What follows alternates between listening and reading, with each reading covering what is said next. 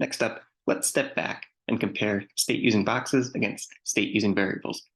So we've got one program here written two ways.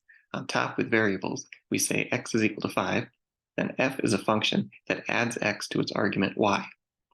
Then under the begin block, we say x is equal to 6, we do an assignment, and then we call f with 1. So x is currently 6 when we do the function call, so we wind up with 6 plus 1, the result is 7. Down at the bottom, we have exactly the same behavior, but using boxes. So x is a box with 5 inside. In the function f, we do an unbox, then a set box for the update, and then calling f of 1 gets us 6 plus 1 again. So that's one example, and they both have the same behavior. But what about in general? Are boxes more powerful than variables? Are variables more powerful than boxes? Now is a good time to pause the video. See if you can write a program using variables that you can't write using boxes, or vice versa, one that you can implement using boxes, but it's not clear how to implement using variables. When you're ready to move on, here's now a second example program.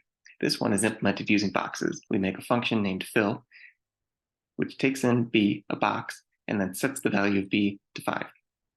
Then we create a box containing 0.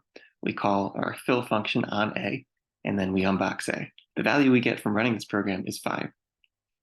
Now suppose we do the same thing, but with variables instead of boxes. So we have a fill function here, but we're calling it maybe fill as some kind of foreshadowing. Takes in b, a variable, and then assigns b to have the value 5. Then we make another variable, a, equal to 0. We call maybe fill on a, and then get the value out of a. When we run this program, the result is 0.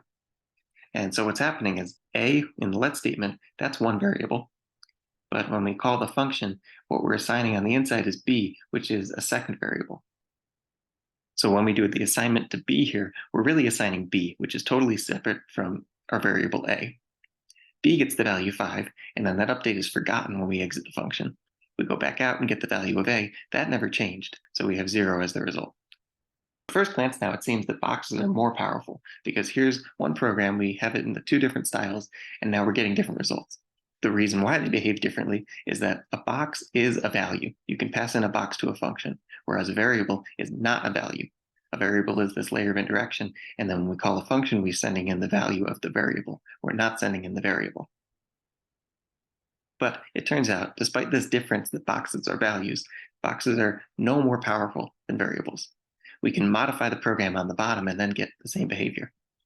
So here's one way to do the modification. Our fill function now takes in b, which is not a variable, not a box. B is a function in this example, and then we call b with the value 5 that we want to do the assignment with. So what is b? Down below, we call fill with an anonymous function that takes in a value v and then assigns a to have that value. So this anonymous function is what it turns into b up above. So what did we do here? Instead of trying to pass in a variable, down below we're passing in a function which is a value, and that function closes over the variable that we want to modify. What we'll do next is see how to turn any program that uses boxes into a program that has the same behavior using variables. And in order to do that, we're going to create an interface for something that we will call crates. And a crate combines a variable with a function, just like we did down below.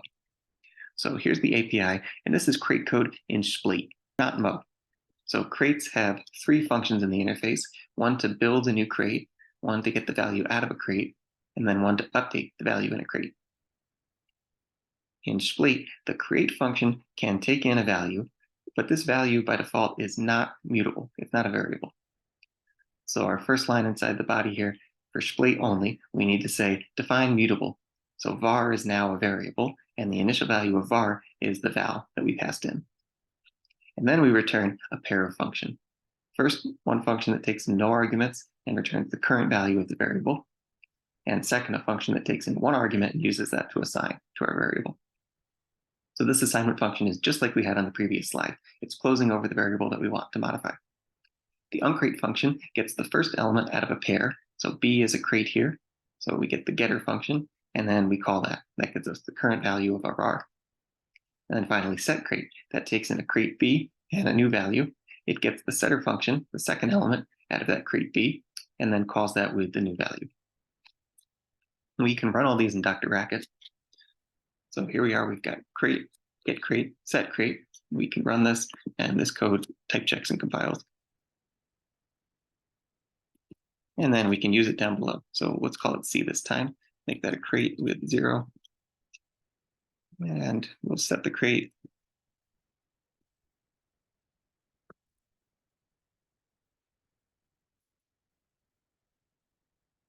So running this, we should get 777 instead of 0.